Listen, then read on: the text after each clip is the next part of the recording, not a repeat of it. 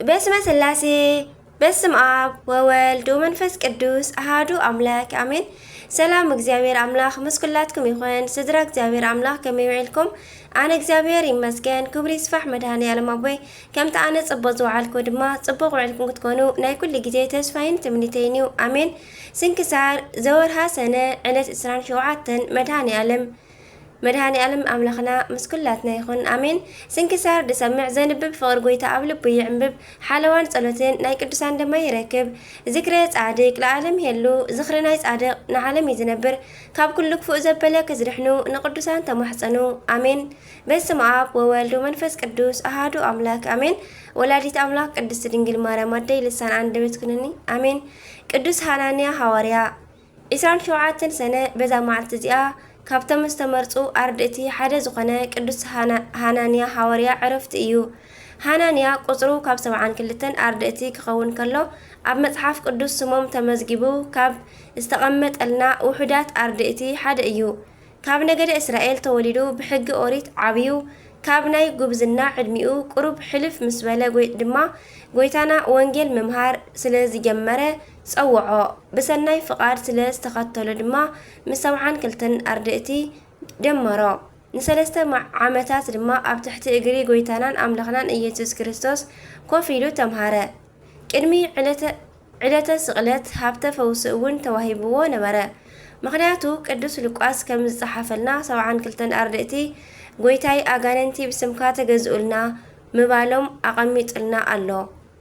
ኣብ ሉቃስ ምዕራፍ 10 ፍቕዲ 17 ቅዱስ ሃናንያ ኣብ በዓል ዕርገት ተባሪኹ ኣብ መበል 50 መዓልቲ ድማ መንፈስ ቅዱስ ተቐቢሉ ንስብከተ ወንጌል ወፀ እሞ ኣብ ዝምህረሉ ግዜ ድማ ኣብ ደማስቆ ወይ ከዓ ሶርያ ማእኸሉ ገይሩ ነበረ።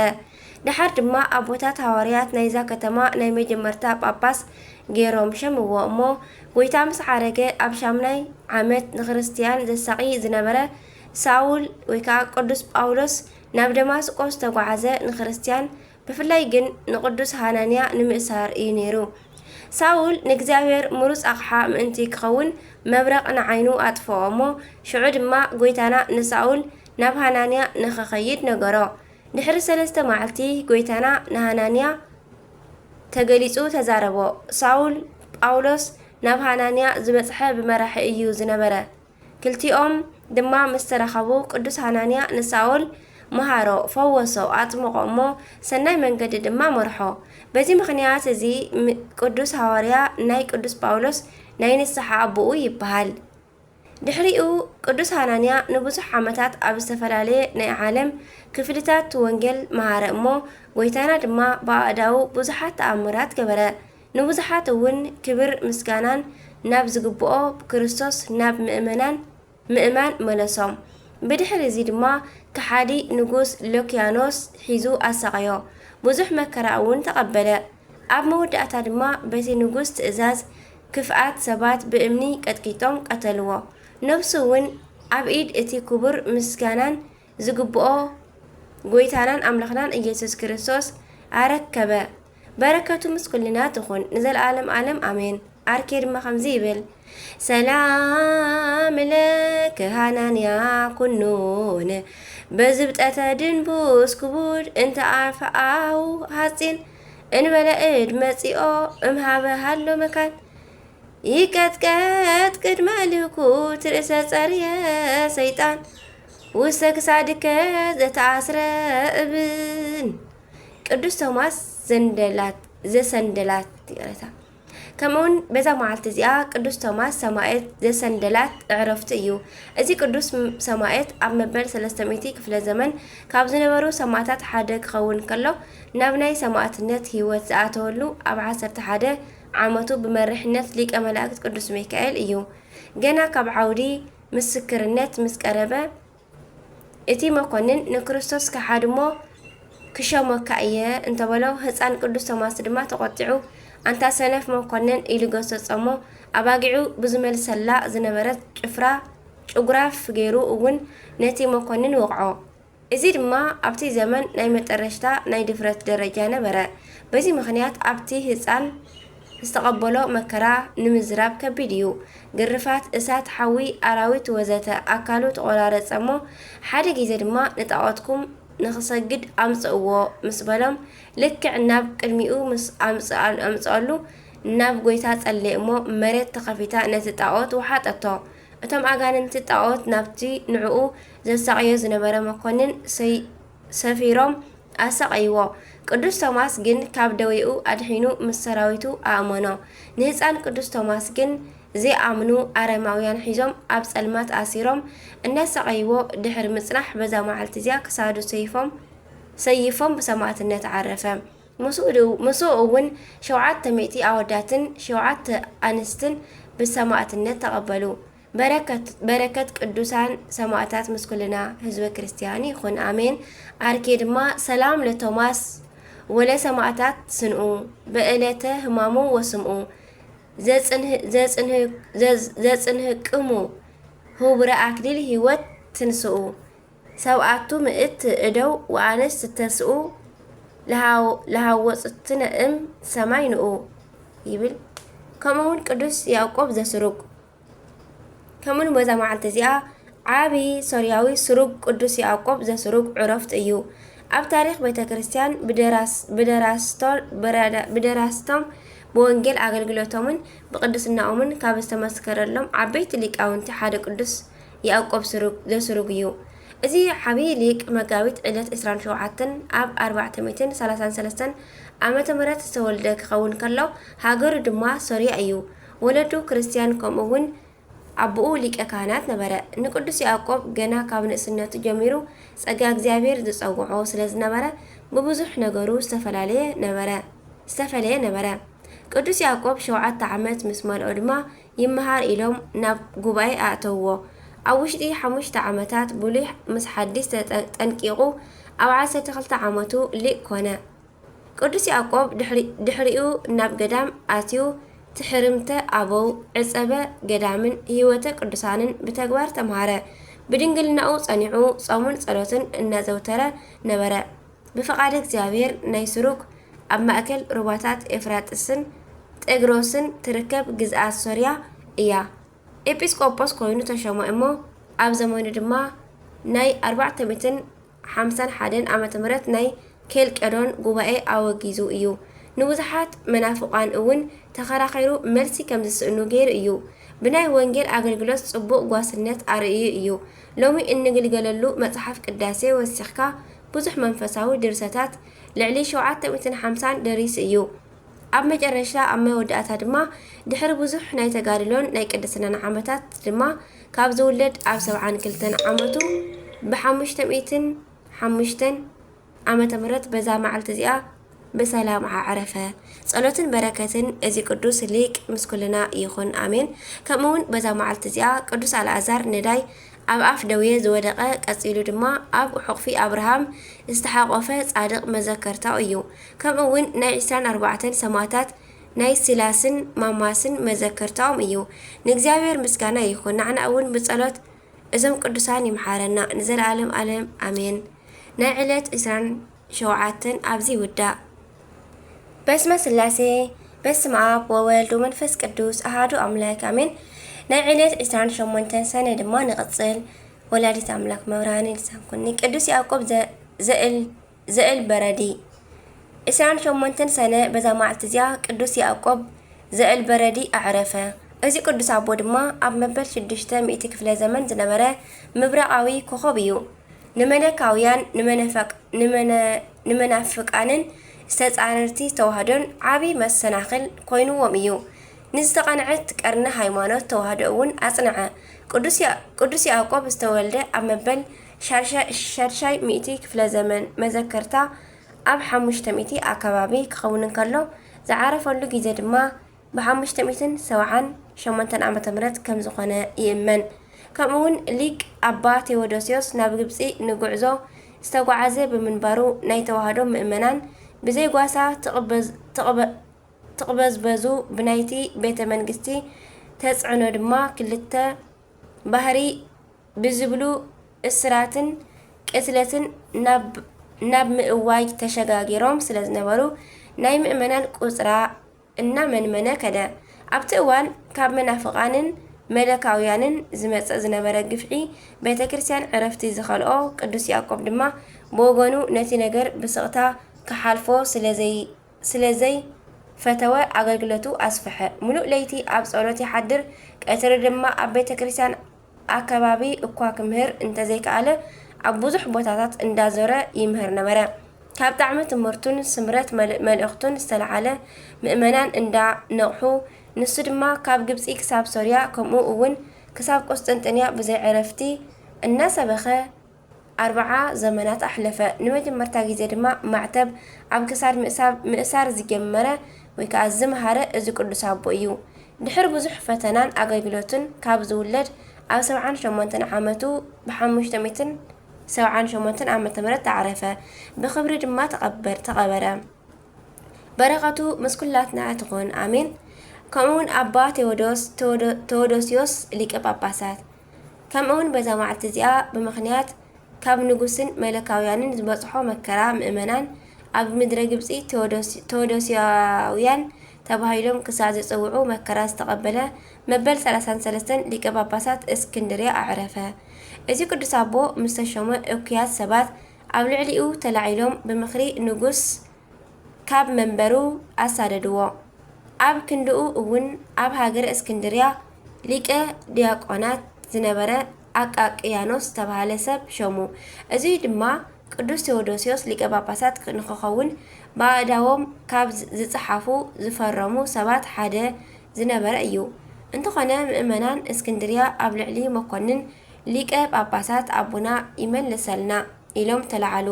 በዚ ምክንያት እዚ ቅዱስ ኣቦ ናብ መንበሩ ተመለሰ እሞ ብድሕሪኡ እውን እቲ ንጉስ እዚ ቅዱስ ኣቦ ሃይማኖቱ ንኸገድፍ ነጊርዎ ስለ ዘይተሰማመዐ ካልኣይ ተሰደደ። ኣብ ክንዳኡ ጳውሎስ ዝተባሃለ ካልእ ተሾመ እሞ ምእመናን እስክንድርያ ግን ንጳውሎስ ኣይተቐበልዎን። ንሓደ ዓመት ዝኣክል ድማ ቁርባን ኣብ እስክንድርያ ብኢዱ ኣይተቐበሉን። እዚ ዝሰምዐ ንጉስ ድማ ኣብያተ ክርስቲያናት ንኽዕፀዋ ኣዘዘ። ምእመናን ድማ ካብ እስክንድርያ እናወፁ ናብ ኣብያተ ክርስቲያናት ማርቆስ ወንጌላውን ቆዝሞስን ድምያኖስን እናኸዱ ኣብኡ ዝነበሩ ካህናት የቕርብዎምን ነበሩ። እዚ ቅዱስ ኣቦ መዋእለ ሲሞቱ 32 ዓመት እንትኸውን 4 ዓመት ኣብ እስክንድርያ 28 ዓመት ግን ኣብ ስደት ካብ እስክንድርያ ወፃኢ ኣሕለፎ። ብዙሓት ድርሳናት ድማ ደረሰ። ምእመናን እውን ኣብ ዘመነ ያዕቆባውያን ከም ዝተባሃሉ ቴዎዶስያውያን እናተባሃሉ ይጽውዑ ነበሩ። ኣገልግሎቱ ምስ ፈጸመ ድማ በዛ መዓልቲ እዚኣ ብሰላም ዓረፈ። በረከቱ ምስ ኩለትና ህዝበ ክርስቲያን ይኹን ዘለዓለም ኣሜን።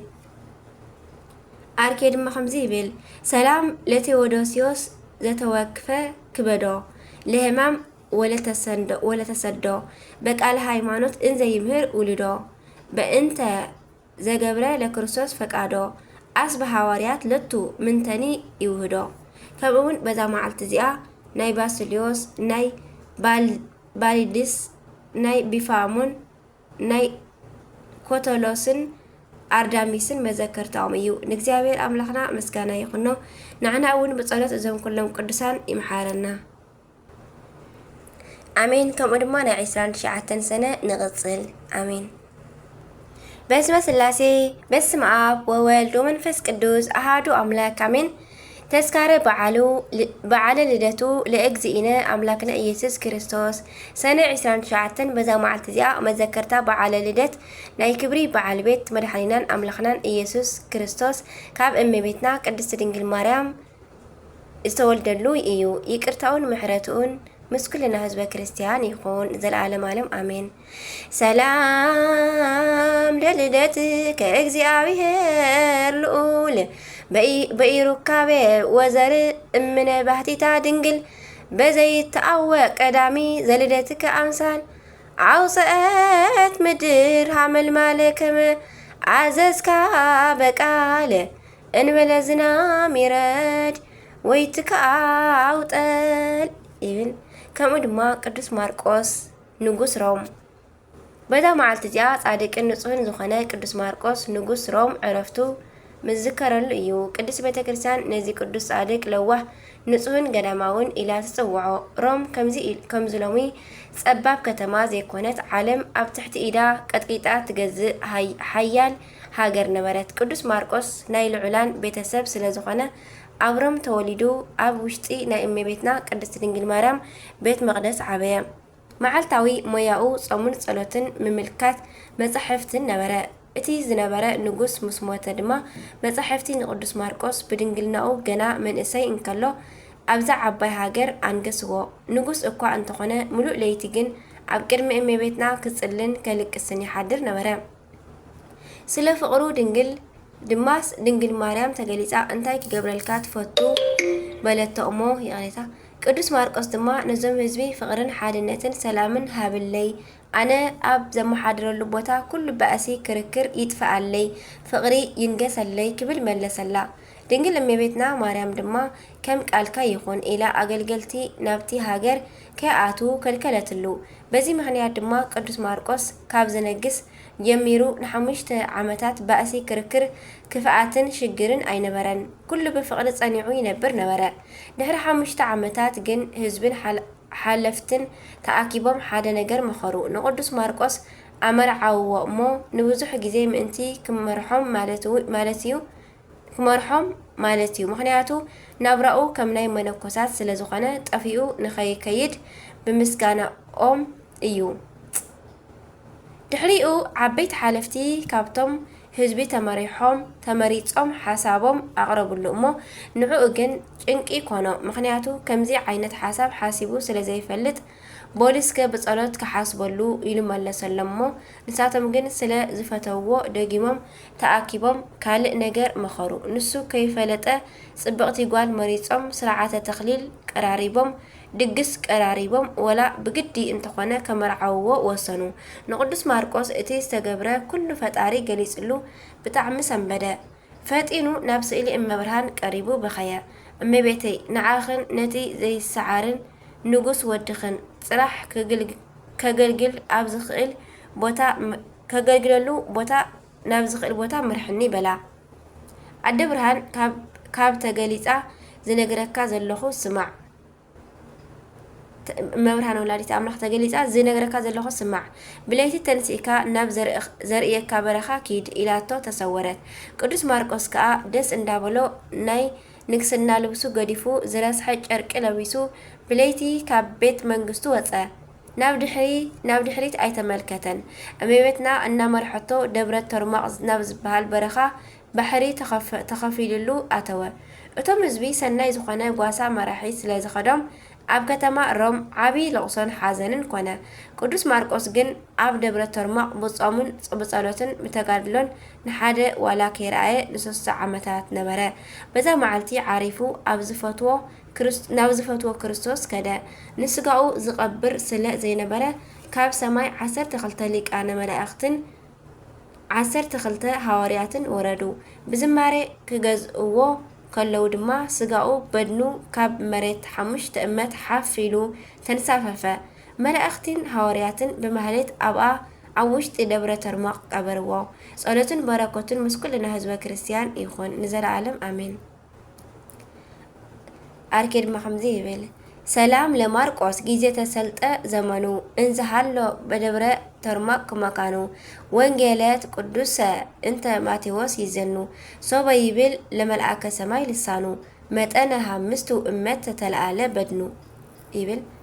7 ቅዱሳን ከምኡውን በዛ መዓልቲ እዚኣ ካብ ደብረ ቶና ዝኾኑ 7 ቅዱሳን መስተጋድላን ብሰማዕትነት ኣዕረፉ። እዚኣቶም ድማ ኣባ ኣብሲዳ፣ ኣባ ኮቶሎስ፣ ኣባ ኣድርማ፣ ኣባ ሙሴ፣ ኣባ እሰይ፣ ኣባ ኒኮላስን ኣባ ቦሰይን እዮም። በረከቶም ምሳና ይሃሉ ንዘለዓለም ዓለም አሜን። ኣርኪያስ ድማ ከምዚ ይብል። ሰላም ለበስዲስ ወኮቶሎስ ወአርደማ ሰለስቱ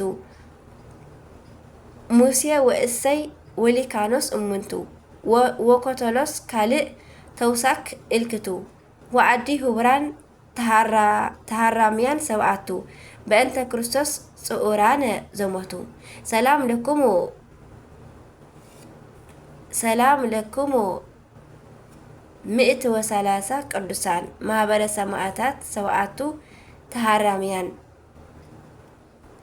ዘአስተዳለወ ለክሙ እሉ መኮንን እያፍርሃክሙ እንዘ ትነጽሩ በአይን በሊህ መጥባተ ወፍሉሃ ጤገን ይብል በረከተ ምሕደረና ቅዱሳን አባ ሆርን አባ ቡሰይን ከምኡን በተማዓልቲ እዚኣ ቅዱሳን አባ ሆርን አባ ቡሰይን አድኦም እንኦም ይድራን በሰማዕትነት አዕረፉ። በረከቶም ምሳና ይሃሉ ንዘለዓለም አሜን። ሰላም ለከ ሆር ሃራ ዘአሰሩከ በሃብል ወሰሃቡከ በእብራ ወአቀርብ ከአበ መስዋዕተ ስብሃት ጵርስፎራ ለኡህከ ቡሰይ ወለእምከ ይድራ በእንተ ክርስቶስ ዘጾሩ ብዙሃ መከራ ቴዎድሮስ ንጉስ ኢትዮጵያ ከምኡውን በዛ መዓልቲ እዚኣ ወዲ ዳዊት ቴዎድሮስ ንጉሰ ኢትዮጵያ አዕረፈ። ንእግዚአብሔር ምስጋና ይኹን ንዕና እውን ብጸሎት ቅዱሳኑ ይምሓረና ንእግዚአብሔር አምላኽና አሜን። ሰላም እብል ለብሔረ አግአዚ ንጉሳ ቴዎድሮስ ወልደ አንበሳ ተስካረ በዓልከ ዮም በጥብሃተ በግእ ወእንስሳ አኮ ዘገብረት እምከ ባህቲታ ጽዮን መጎሳ ደመናትኒ አንጠብጠቡ አሳ ከምኡውን በዛ መዓልቲ እዚኣ ናይ ቅዱስ ዓምደ ሚካኤል ፍልሰተ ስጋሁ ኮነ። ንእግዚአብሔር አምላኽና ምስጋና ይኹኖ ንዓና እውን ብናይ ኩሎም ቅዱሳን ጸሎት በረከት ይምሓረና ንዘለዓለም ዓለም አሜን።